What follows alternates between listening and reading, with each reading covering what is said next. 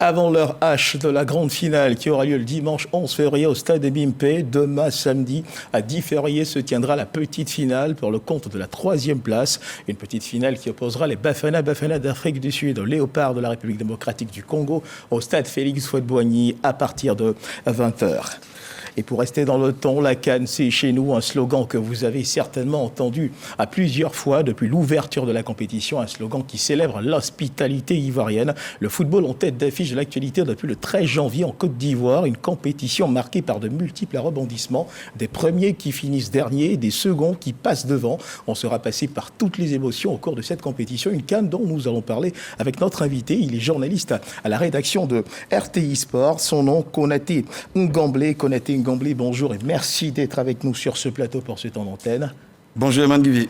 Alors avec vous donc, on fera un petit tour justement de ce qu'est cette CAN depuis son démarrage, un petit bilan des 50 matchs déjà disputés. D'ailleurs, pour commencer, quelle est la meilleure attaque de cette compétition? Alors il y a 3 pays qui partagent donc, on va dire, le classement, qui sont en tête donc, du classement de la meilleure attaque. Vous avez la Guinée équatoriale, vous avez le Sénégal et bien évidemment l'Angola. Ce sont 3 pays qui ont inscrit 9 buts chacun. Voilà. Alors ici, on devait parler également de la meilleure défense. La meilleure défense, on va dire, c'est le Nigeria avec 2 buts et le Sénégal. Voilà, Nigeria-Sénégal qui ont concédé que 2 buts.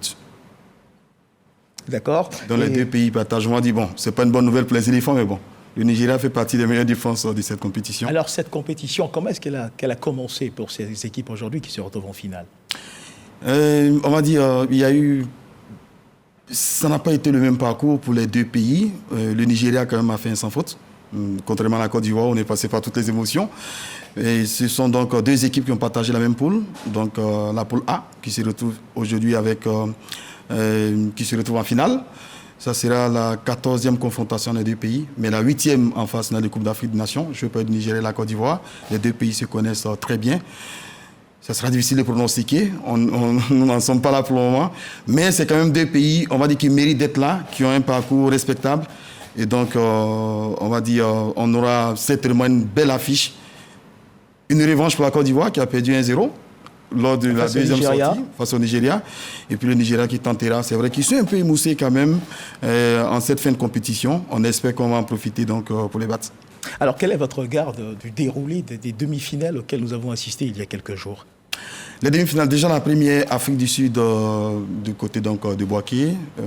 Ce fut donc une demi-finale difficile pour le Nigeria. C'est vrai qu'ils étaient favoris, même si vous n'aimez pas trop cette expression. Allez-y, ils ont dû passer donc, on aura le temps d'en parler. Voilà, ils ont dû passer donc, par les tirs au but. Je pense que l'équipe qui était favorite est passée.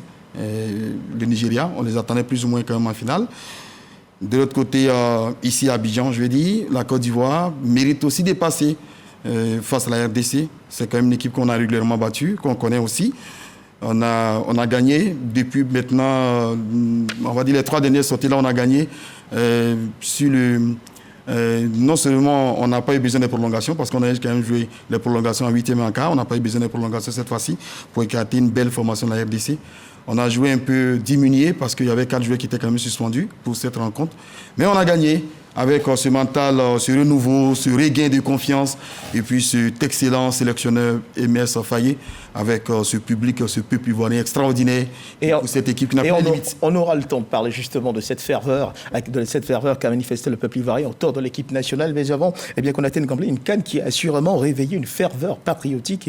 Je pense que tous les supporters qui n'ont pas donc hésité à se mettre aux couleurs de leur équipe, le maillot national semble donc être devenu la preuve visuelle de cet amour pour la patrie. Et pour soutenir cet élan patriotique, notons que l'ambassadeur du Liban en Côte d'Ivoire, Karaki Maguida, le représentant du groupe Argentis, El Jabali Ali, ont procédé à une cérémonie de remise symbolique de maillots, justement de maillots et de gadgets à la primature. On voit cela avec Alexis Ouedraogo. 3500 maillots et des gadgets offerts aux supporters ivoiriens par l'ambassade du Liban en Côte d'Ivoire et le groupe Argentis. La cérémonie de remise symbolique a été effectuée dans les locaux de la primature. Très belle CAN qui arrivera bientôt à sa fin, mais qui nous a épatés tous et qui nous a permis de voir à quel point l'organisation et les préparations ont été à bout pour arriver au résultat qu'on a aujourd'hui. En présence du ministre du Tourisme et du ministre délégué chargé des Sports et du cadre de vie, les donateurs ont salué la qualité de l'organisation de la compétition. Nous sommes fiers de nos éléphants, nous sommes fiers de la Côte d'Ivoire. Nous remercions tous nos dirigeants pour cette belle CAN qui vient d'être organisée. Et je suis convaincu qu'après cette CAN, la Côte d'Ivoire sera meilleure. Un soutien matériel qui devrait également s'accompagner d'un soutien moral et physique de la part de la communauté libanaise qui s'invite ce dimanche pour pousser les éléphants à la victoire lors de la finale. Alors Konaté Ngomble, on vient de le voir dans cet élément des maillots offerts à la primature, mais au-delà de ce geste, on comprend justement cette ferveur qu'il y a autour de l'équipe nationale, de ces supporters qui s'arrachent ces maillots comme des petits pains. Vous qui avez été sur le terrain dans plusieurs villes justement de la Côte d'Ivoire, quel est votre regard justement de cette mobilisation que marquent ces supporters, surtout à l'intention d'afficher les couleurs nationales? Au début, on avait été un peu, on va dire, inquiet avec cette petite polémique par rapport donc, au maillot original qu'il fallait porter pour franchir, donc, on va dire, le portail des différents stades. Mais depuis lors, c'est réglé. On n'a pas besoin de porter le maillot de 59-1900. Chacun donc peut s'offrir un maillot, qu'il soit de couleur orange, blanc ou vert, parce qu'il faut rappeler que le maillot de la sélection nationale s'inspire donc des couleurs du drapeau national. Donc certains orange, d'autres en blanc, d'autres en vert. Mais ça fait plaisir à San Pedro, Korogo, Yamoussoukro, Boaké. Chaque Ivoirien aujourd'hui a un maillot et ça fait forcément plaisir. Et on vous a vu également avec ces populations au cours de vos stand-up, où vous étiez donc avec elles pour justement témoigner de cette ferveur que manifestent ces populations au cours de cette CAN. Konaté Ngomble, on reste dans l'esprit de la CAN pour parler cette fois bien de cette mobilisation des députés qui étaient dans les tribunes pour accompagner justement l'équipe de Côte d'Ivoire quand elle était opposée face aux léopards de la République démocratique du Congo. Reportage. Depuis le début de la CAN 2023, les représentants du peuple réunis au sein de la Chambre basse du Parlement sont mobilisés comme un seul homme autour des éléphants. Je félicite la mobilisation des supporters, notamment des députés, avec tous les Ivoiriens pour en faire l'histoire, il n'y a pas de raison que nous nous en prenions. Je voulais faire un peu de numérologie. 2015, il représente un chiffre, ce chiffre 8. Et en 2015, nous avons croisé en demi-finale la RDC. Aujourd'hui, nous sommes en 2024. Le même chiffre 8 et nous croisons la même équipe en demi-finale. Mais il faut bien que l'histoire se répète. Nous allons au stade maintenant avec le cœur très léger. Nous espérons que dès la première minute, nous ferons plaisir. Tel que nous allons, le retour aussi, que ce soit pareil, que nous revenons à la maison, le cœur léger. Pour la demi-finale au stade olympique Alassane Ouattara des Bampé, l'on donne de la voix pour pousser à la victoire. Dans l'ensemble, c'est bon, mais ce que les éléphants doivent faire, ils doivent attaquer le ballon. On constate qu'ils jouent beaucoup trop en retrait. Il sera avantageux pour nous de monter plus, de jouer plus haut. Nous sommes confiants. On dit la carte, c'est chez nous.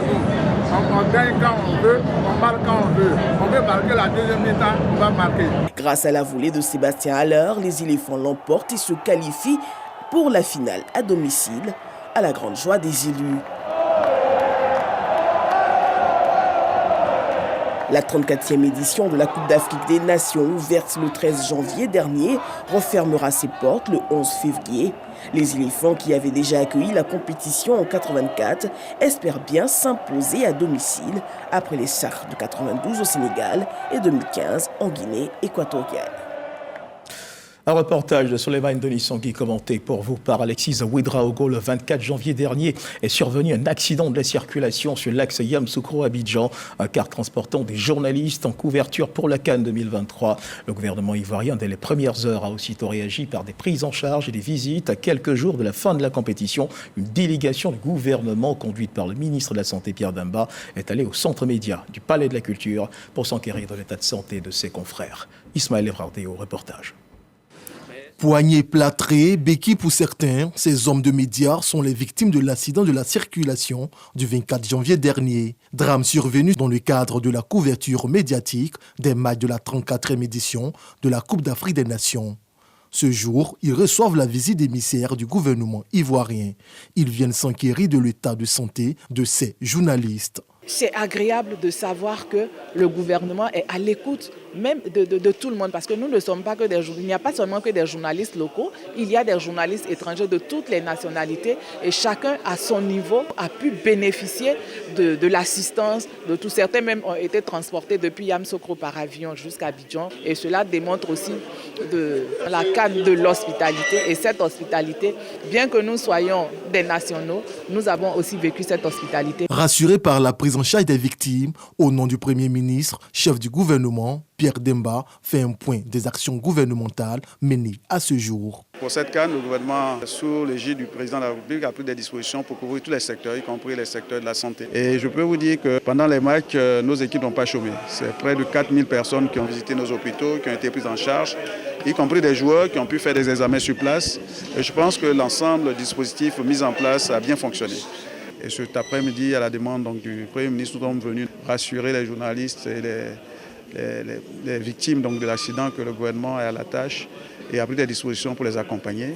D'ailleurs, il y a une cellule psychologique qui a été ouverte pour ceux qui souhaitent se faire examiner. Certaines préoccupations liées à leur prise en charge ont été relevées par ces hommes et femmes de médias. Des requêtes prises en compte par le ministre Pierre Demba.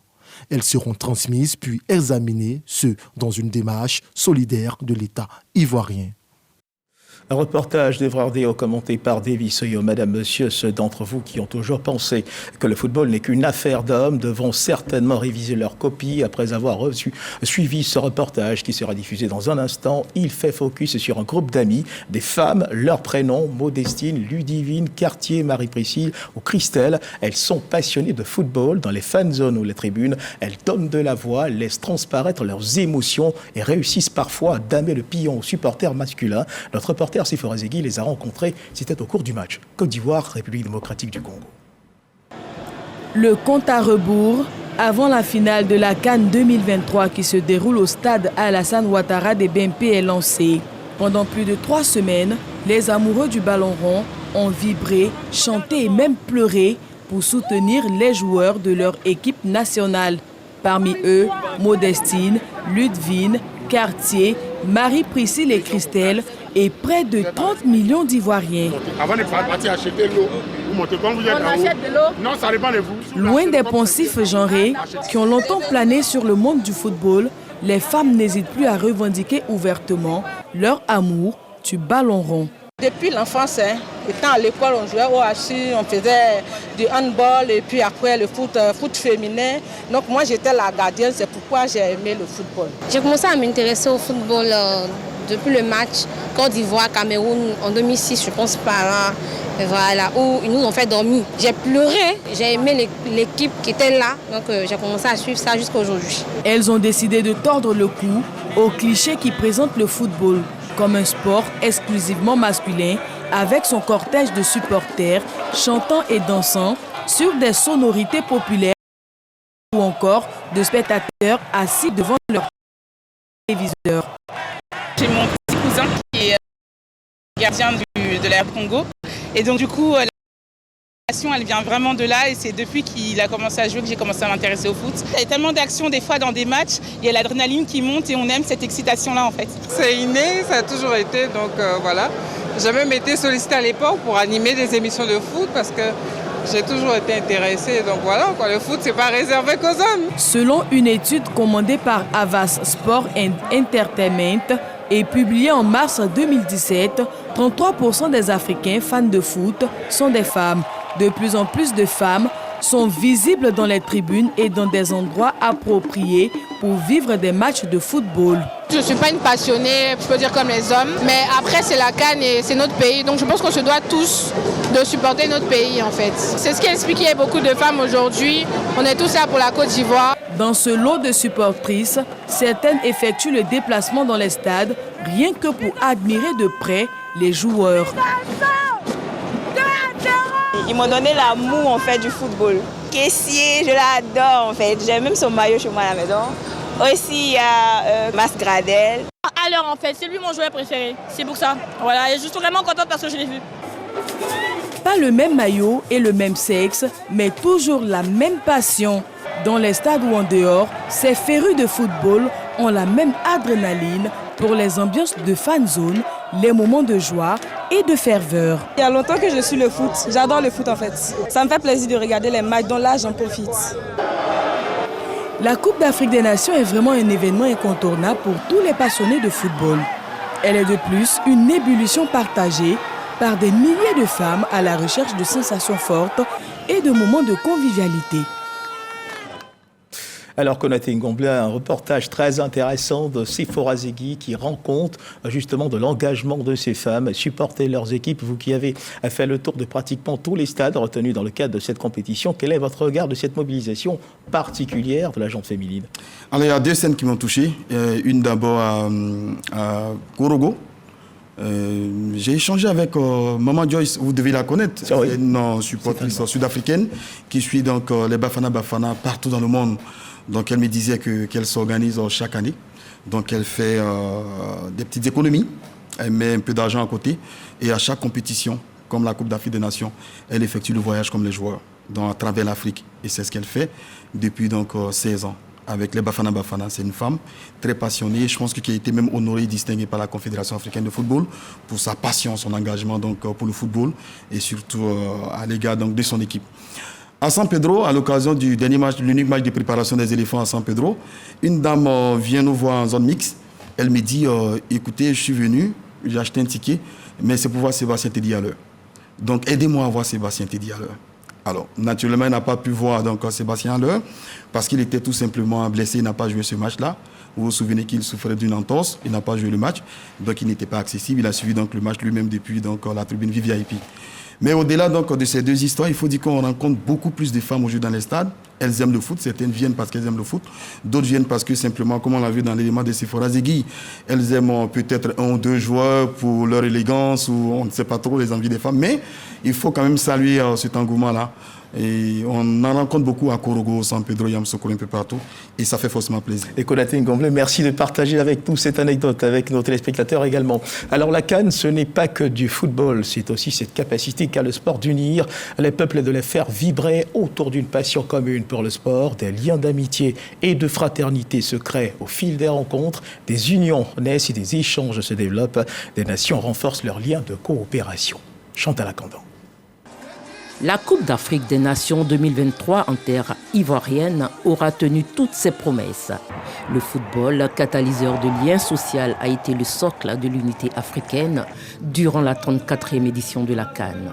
Des moments partagés de joie, de déception et de passion ont consolidé les liens entre les nations, rappelant ainsi l'importance de la solidarité et la vision matérialisée de l'intégration africaine. Cette CAN a brillé par son organisation impeccable, témoignant des progrès réalisés en matière d'infrastructure et de logistique depuis 40 ans. Les stades modernes, les mesures de sécurité efficaces et l'accueil chaleureux des populations ont élevé cet événement au rang de modèle pour d'autres compétitions sportives à travers le monde. Au-delà de l'aspect sportif, la CAN en 2023 nous a rappelé l'importance de l'unité, de la diversité et de la solidarité. Elle a mis en lumière les défis auxquels l'Afrique est confrontée, tout en démontrant son potentiel et sa capacité à surmonter les obstacles grâce à la coopération. Cette 34e édition de la Coupe d'Afrique des Nations restera gravée dans les mémoires, non seulement pour ces moments de grande émotion, de défaite et de victoire, mais surtout pour avoir incarné l'esprit d'unité, de solidarité qui anime le continent africain. Alors Konaté Ngomble, à travers cet élément de Chantal Akandan qui célèbre l'esprit d'unité et de fraternité, permettez-moi de marquer une halte, de vous poser la question qui suit. On l'a vu au cours de cette compétition, la Côte d'Ivoire et le Maroc qui ont donc renforcé leurs liens. Quels commentaires justement vous inspirent à ce déroulement qui est survenu au cours de cette compétition ? Alors, je pense que voici des exemples qui prouvent que le football est un facteur de cohésion, de fraternité, d'union et tout ça. Le cas du Maroc est un cas, on va dire, qui illustre bien donc, ces valeurs véhiculées par le football. Ce match qu'il gagne face à la Zambie 1-0 et qui nous qualifie en tant que 4e meilleur, 3e. Donc on a dû attendre 72 heures pour se qualifier. pouvez pas imaginer, j'étais à Korogo, puisque la RTI a déployé, donc, on va dire, avait déployé son personnel sur l'ensemble du territoire national, donc nous on était à Korogo. Mais vous ne pouvez pas imaginer les populations de Korogo. Certains donc cherchaient donc, le maillot du Maroc. Et je suis très heureux de savoir que, à partir donc, de ce match-là, bien évidemment, les liens entre le peuple marocain et le peuple ivoirien se sont consolidés davantage. D'ailleurs, même si le Maroc qui reçoit la compétition en 2025, l'année prochaine, je suis convaincu que les Ivoiriens iront au Maroc comme s'ils étaient chez eux. Et on a tous cherché à se procurer un maillot du Maroc après, justement, Absolument.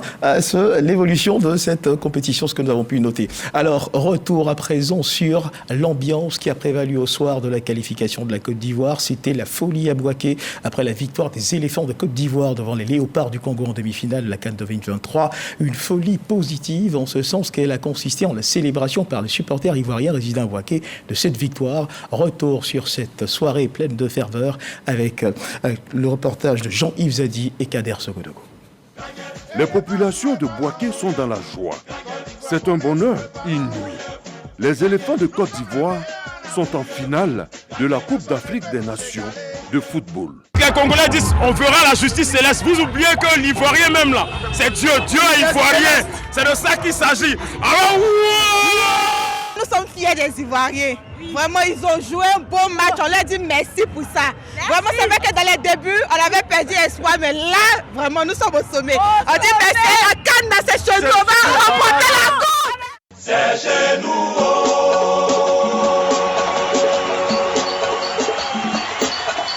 La CAN, c'est chez nous.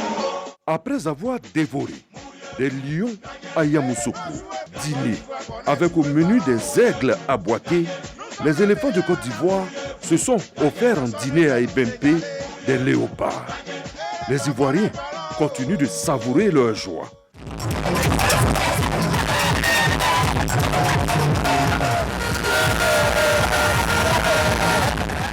En finale de la Coupe d'Afrique des Nations 2023, les éléphants de Côte d'Ivoire seront face au Super Eagles du Nigeria.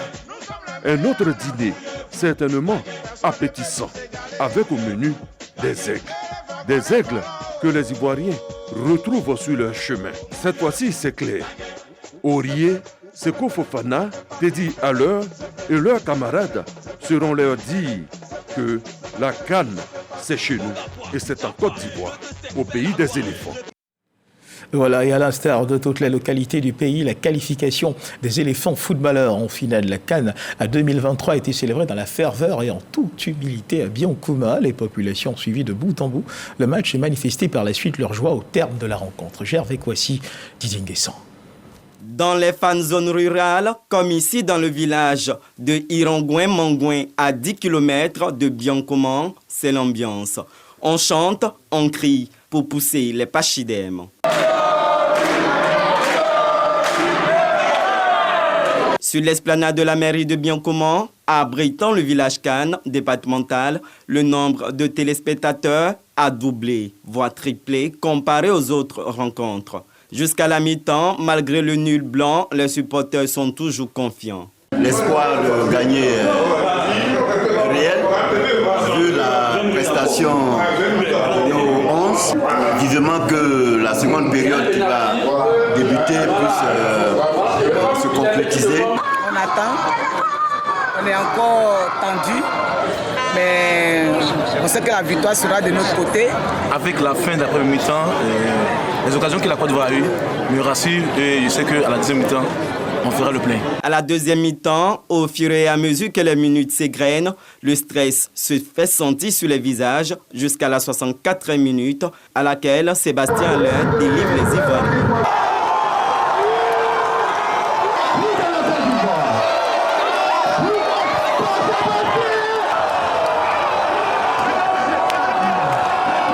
Le score, malgré plusieurs assauts des éléphants dans le camp adverse, va rester inchangé, mais le seul but suffit pour s'adjuger le ticket pour la finale face au Nigeria. Je voudrais féliciter les jeunes joueurs, je voudrais féliciter le président de la République, le Premier ministre, le ministre des Sports, qui ont mis les bouchées pour doubler la motivation des Ivoiriens aujourd'hui. Le message du président de la République, chacun se l'est approprié. Les cadres ont posé des actes dont Denis Mamadou, c'est plus de 30 villages qui ont bénéficié écrans géants, d'autres cadres l'ont fait, je pense que c'est à féliciter. On est bien content et je pense qu'au soir du 11 février, c'est ça l'apothéose. Non, on fait rien Nigeria, non, on fait rien Nigeria, mais Ousmane c'est non. Donc on a fait Ousmane. Un match qui s'avère capital. Direction la région du Denguélé, liesse populaire à Thiémé, joie totale des populations enregistrées au village Cannes. Djeneba Ouattara et Soro Corona nous en parlent. Thiémé, sous-préfecture du département d'Odiéné, région du Denguélé. Il est 17h30. Le dispositif est prêt au foyer des jeux de la localité, transformé en village Cannes, pour permettre aux populations de suivre la retransmission de la demi-finale du match qui oppose les éléphants de Côte d'Ivoire aux léopards de la République démocratique du Congo. Espace offert à la population par la municipalité avec le soutien des cadres. 20h, début du match. Dans une atmosphère de crispation mêlée à l'espoir tout au long de la première mi-temps, les supporters encouragent et poussent l'équipe nationale à la victoire. Nous tendons obstinément et allègrement vers la victoire.